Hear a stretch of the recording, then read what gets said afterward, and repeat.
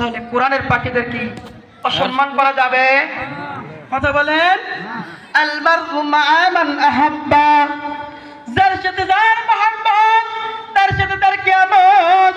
কাল কঠিন মুসিবতের সময় এই মাদ্রাসার তলবেলে যারা 30 পারা কোরআনের হাফেজ হয়েছে এদেরকে আল্লাহ তাআলা বলবেন, হে আমার কোরআনের হাফেজগণ, 10 জন জাহান্নামী যাদের উপর জাহান্নাম নির্ধারণ হয়েছে এমন 10 জন পাপের উপর জাহান্নামীকে তুমি সাক্ষী দিয়ে জান্নাতের মেহমানখানায় পৌঁছায়া দাও। আর আস্তে করে কোন কালকে বাড়িতে যায় নাস্তা করে সুবহানাল্লাহ রাসূলে কয় সুবহানাল্লাহ।